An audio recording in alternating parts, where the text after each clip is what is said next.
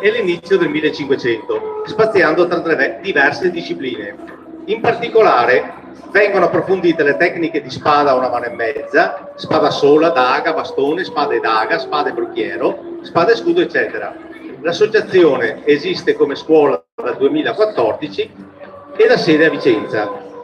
Comunque oggi farò una cosa che è ben più che farvi vedere dei duelli. Hanno messo in scena quello che adesso andate a vedere. Ci sono 3 popolani lì che stanno facendo le loro cose, conversando in compagnia, quando arriva un nobiluomo con dei dolciumi, delle frittelle, delle caramelle, e gira per la piazza gustandosi i suoi dolci. Vi offre anche a delle dame che vede lì vicino,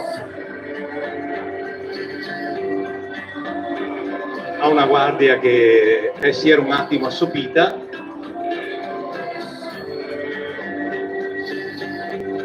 e i popolani, vedendo dei dolciumi, non molto offesamente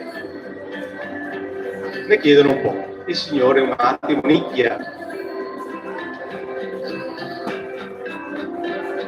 però insomma si fa commuovere e uno lo lancia. Oh, grazie, me lo gusto dopo però, Allora i popolani chiedono ancora e lui lancia come farebbe un signore con la plebe, mantenendo le distanze.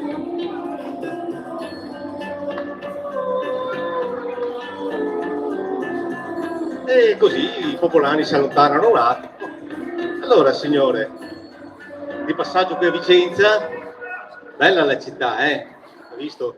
Cioè, qui siamo proprio nello scrigno, c'è la torre, c'è la basilica. Oh, santo cielo! Come a scuola succedeva, penso sia successo